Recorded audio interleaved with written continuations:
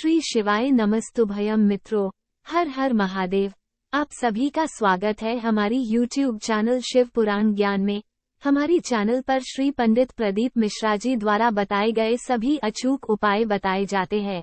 सही जानकारी के लिए हमारी चैनल को अवश्य सब्सक्राइब करें।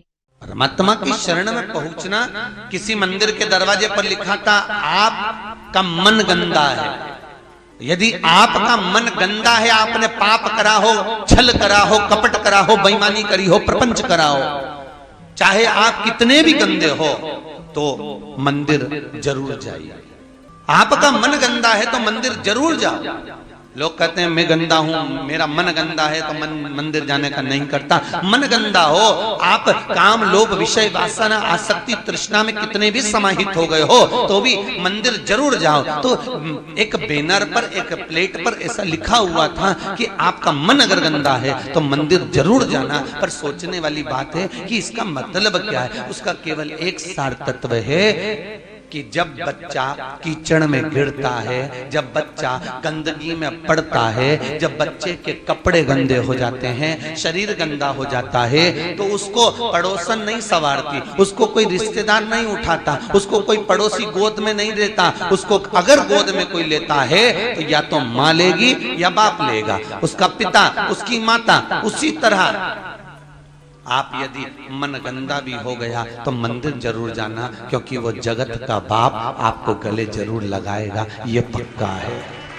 वो जगत की माँ, जगत का बाप आपको हृदय से अवश्य लगाएगा। क्योंकि चाहे कितने भी गंदे काम लोभ विषय आसना वासना आसक्ति तृष्णा जितने भी तुम समाहित हो गए चले गया।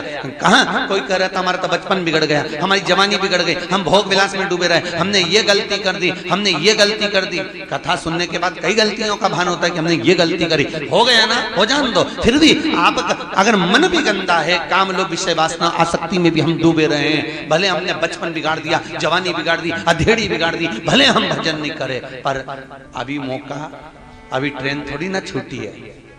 अभी तो मुजफ्फरनगर स्टेशन पे ही खड़ी है, अभी तो मौका है। अच्छा ईमानदारी से बोलो, स्टेशन पर उतरते समय आप स्वयं पहले उतरते हो कि सामान पहले उतारते हो? जम के बोलो। सामान उतारते हो, पहले पूरा सामान बाहर, फिर अपन बाहर। कितनी ज्ञान की बातें हैं कि मंजिल पर पहुंचना है और मंजिल का स्टेशन आ चुका है, सबसे पहले आपने सामान बाहर फेंका, उसके बाद आप उतरे हो। बस यही भागवत का सार तत्व है कि काम लोभ विषय वासना को मरने से पहले बाहर फेंक दो, उसके बाद मंजिल तक पहुंच ही जाओगे। स्टेशन पर उतर ही ना, सब फेंक दीजिए, आसक्तियों की परिपूर्णता को निपटा दीजिए। लो एक बेग है, ये सारे काम का बेग, लोभ का बेग, विषय का बेग, वासना का बेग, तृष्णा का बेग, ये बहुत सारे बेग हैं साहब। ये सामान ही तो सबसे भारी है, नहीं तो व्यक्ति तो यूं ही अच्छे से चले जा। यात्रा कोई बेकार, यहाँ कोई परेशानी क्या तुमको? अरे बोलो तो सही, नहीं कोई कष्ट हो रहा हो तो बताओ। बस बंदर ही परेशान कर रहा है, बाकी के कोई परेशानी हो तो बताओ। अरे बोलो तो सही, नहीं है ना कोई परेशानी, भोजन में कोई परेशानी नहीं। सबसे ज्यादा तकलीफ कब होती है? बस वो स्टेशन पे उतरते और चढ़ते। ये सामान जो है ना, बस सबसे ज्यादा उलझन ये सामान से है। काम लोभ विषय वासना तृष्णा आसक्ति, ये सामान से सबसे ज्यादा तकलीफ है। नहीं तो लीला भाई तू तो एक नंबर की है, तू कहीं पूरी तुम नहीं हो।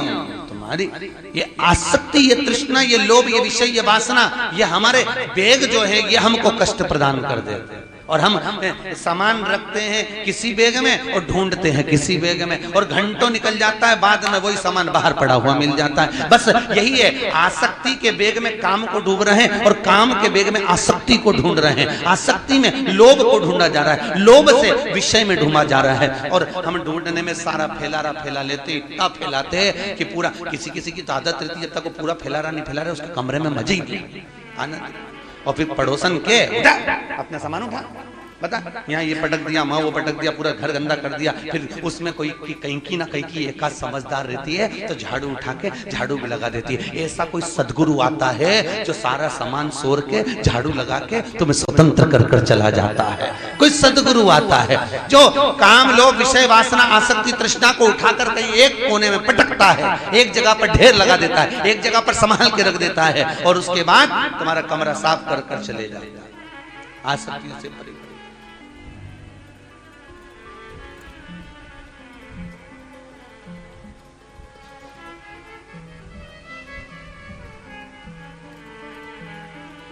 बस उस परमात्मा के चरणों की विनती। महाराज, राजा बलि के दरवाजे पर वामन भगवान 3 पग भूमि मांगने के लिए खड़े हैं। कितनी पग? 3 पग। भाग्य देखना कितना किस्मत वाला है। कौन? राजा बलि। उसके भाग्य के बराबर दुनिया में किसी का भाग्य नहीं हो सकता साहब।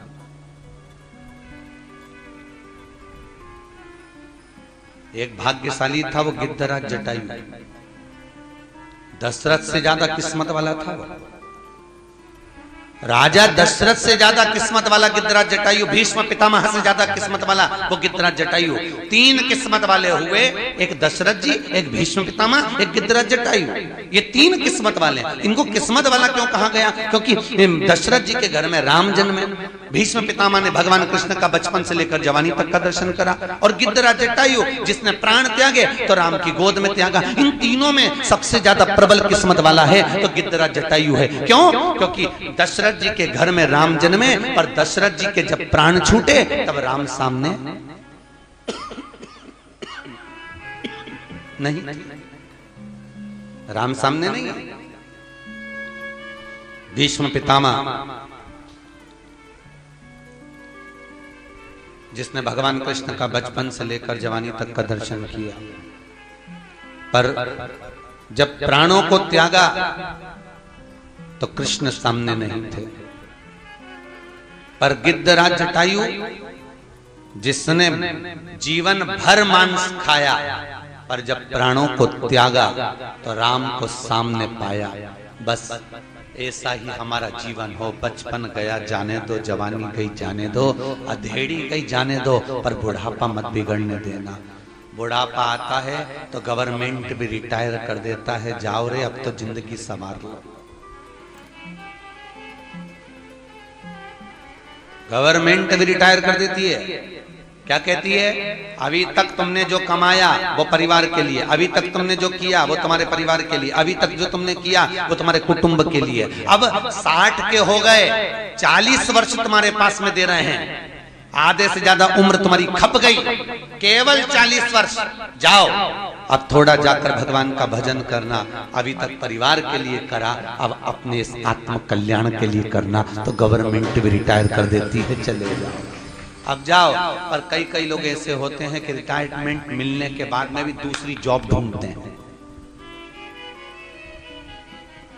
कई ऐसे होते हैं जो दूसरी जॉब ढूंढते हैं। हमारे यहाँ 2 बहन बैठी हुई है, उपाध्याय बहन और एक और वो बहन, दोनों। एक कह रही थी गुरुजी हमारे पति को डॉक्टरी से फुर्सत नहीं, हम कहते चलो। दूसरी बोली हमारे पति को नेतागिरी से फुर्सत नहीं, हम कहते चलो। अब सुने नहीं तो कहा करे।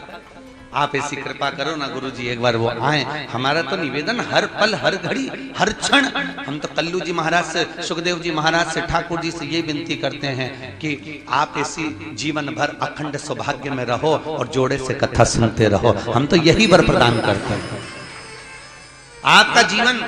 पर एक बात है, सत्य कहूं ईमानदारी से, वो भले डॉक्टरी कर रहे हो, भले वो नेतागिरी कर रहे हो, पर उनका मन कितना पवित्र होगा जो आप दोनों को यहाँ कथा में भेज दिए हैं। ये सोचिए आप, उनका मन कितना पवित्र होगा, उनका विश्वास, उनकी दृढ़ता कितनी प्रखर होगी, जो अपनी धर्म पत्नियों को, कई पति लोग आ गए, कई पत्नियां आ गई, नहीं आ पाया कोई, होता है। पर ये तो सोचो कि भाव कितना शुद्ध हो, निर्मलता।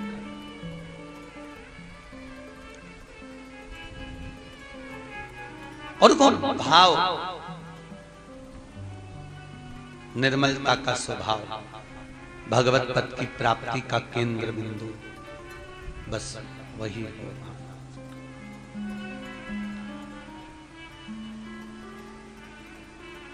भगवत तत्व की शरणागति का जो भाव है वो भक्ति का प्रतिबिंब है, भक्ति का। और भक्ति के प्रतिबिंब में भगवत तत्व की प्राप्ति का एक साधन।